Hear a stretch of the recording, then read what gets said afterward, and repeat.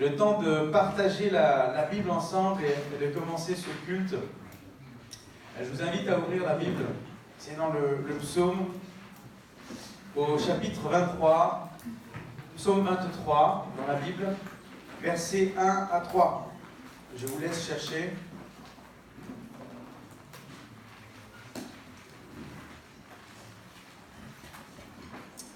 Psaume 23, verset 1.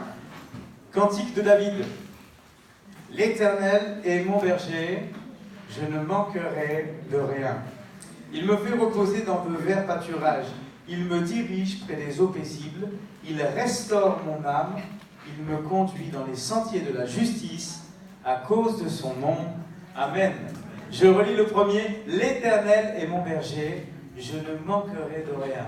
Quelle promesse extraordinaire pour tous ceux qui veulent croire en Dieu, en Jésus-Christ, au Saint-Esprit, tous ceux qui veulent accepter et croire que le Seigneur et le Sauveur se trouvent en la personne de Jésus-Christ. Il est celui qui veut prendre soin de nous. Et avec le Seigneur, vous pouvez avoir la certitude que vous ne manquerez jamais de rien. Dieu pourvoit tous nos besoins. Et je ne parle pas simplement de manière physique. Quand quelqu'un a un besoin moral, quand quelqu'un est dans la tristesse, Dieu répond aussi à ce besoin. Il est capable de changer la tristesse en allégresse. Il est capable de changer le deuil en joie. Vous voyez ? Il est capable de changer la colère en paix parce qu'il est Seigneur et qu'il est tout-puissant.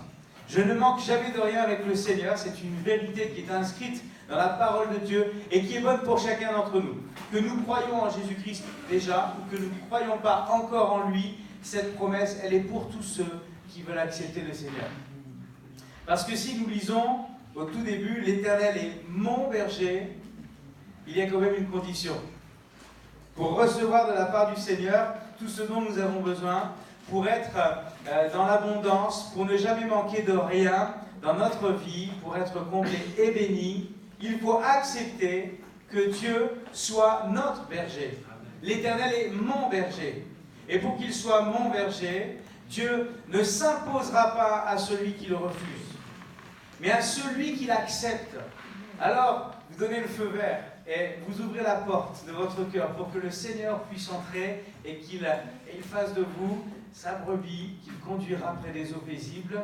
La paix dont vous avez besoin se trouve auprès du Seigneur qui est notre berger. Et un berger prend toujours soin de ses brebis.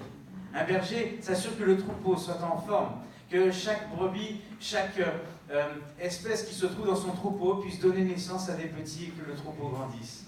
Et c'est ce que le Seigneur veut pour nous. Alléluia. Il veut être notre berger, mais il faut que nous l'acceptions.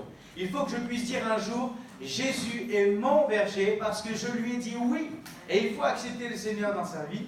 Il faut accepter le Seigneur à chaque instant afin de bénéficier de cette promesse. Je ne manquerai de rien, je reposerai dans les verts pâturages, je serai dirigé vers les eaux paisibles et il va restaurer mon âme.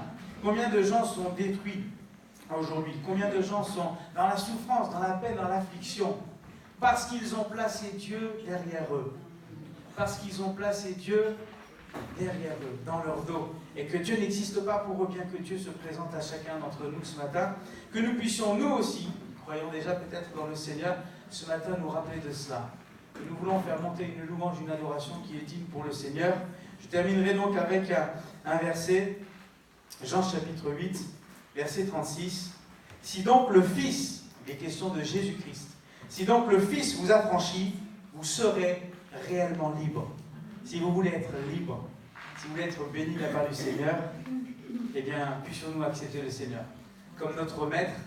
Et ce qui paraît être étrange d'accepter comme maître, mais c'est qu'avec le Seigneur Jésus, nous ne sommes pas esclaves de lui, mais il est celui qui nous fait du bien, celui qui veut notre bonheur. Alléluia. Puissions-nous réaliser cela ce matin et que nous puissions lui accorder toute notre louange et notre adoration. Dieu soit béni. Amen.